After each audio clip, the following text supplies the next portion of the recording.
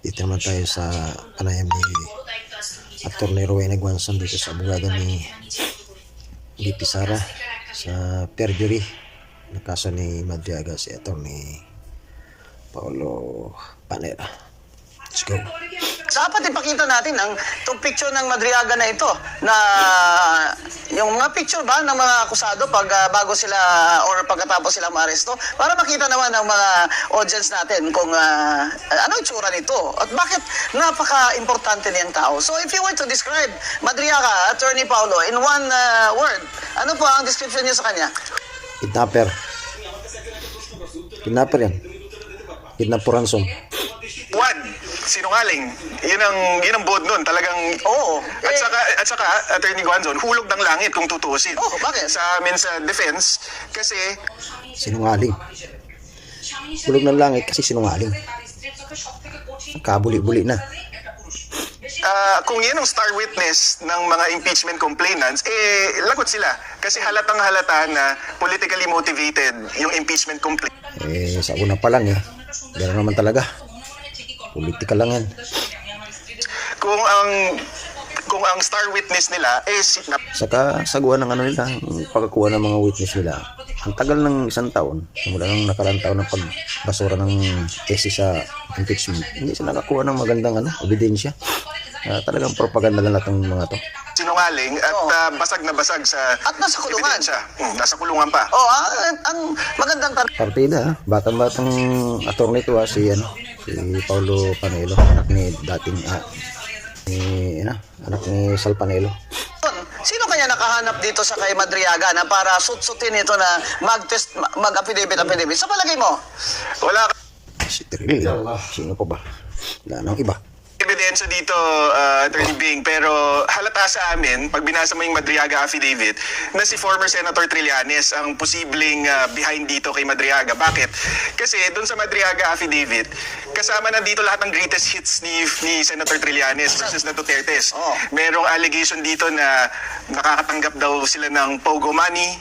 Merong allegation na nakakatanggap sila ng drug money.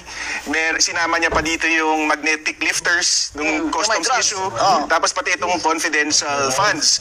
Sa amin, napaka-incredible naman na makahanap ng testigo na may personal knowledge ng lahat ng yun. Bongga. 10 taon na atang linala po ni Senator Trillanes itong allegations na to. Wala naman siyang matibay na ebidensya. Tapos suddenly, just in time for the impeachment, merong isang Madriaga na alam niya lahat yun. Diba?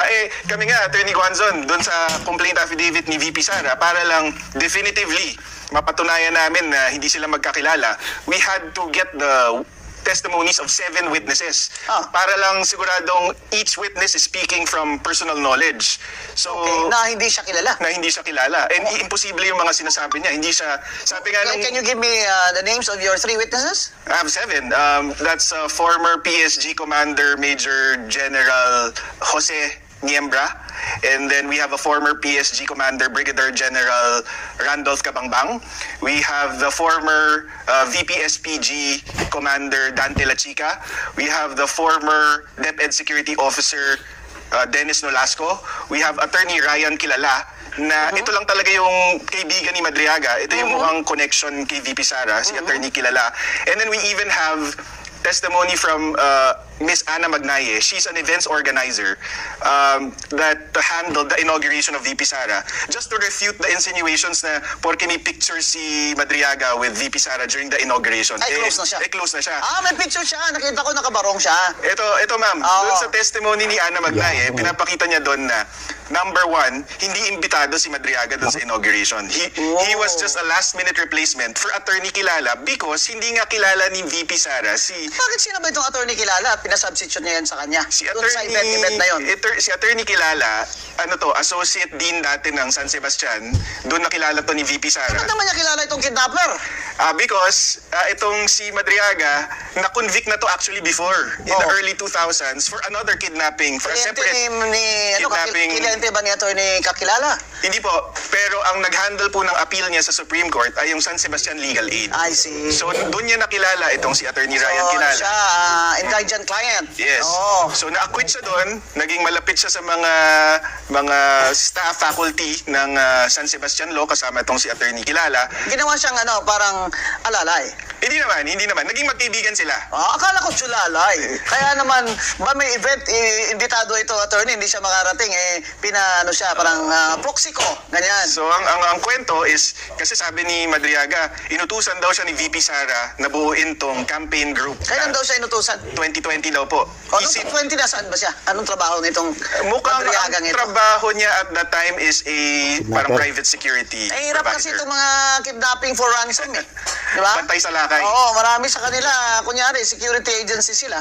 Sila din pala. Ang kikidnap doon sa mga anak ng mga kliyente nila o boss nila. Kaya, importante yun na pini-explain ni Atty. Panelo kung ano itong background niya at character nitong Madriaga. At nasa kulungan siya ngayon. Kasi,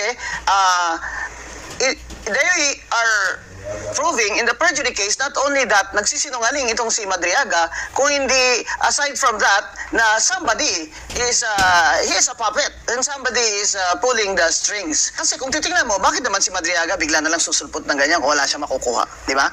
The fact na nagkikidnapping for ransom siya is attracted to money, di ba? Ano ito? Out of his good conscience, mag-affidavit siya laban kay VP Sara dahil ano siya?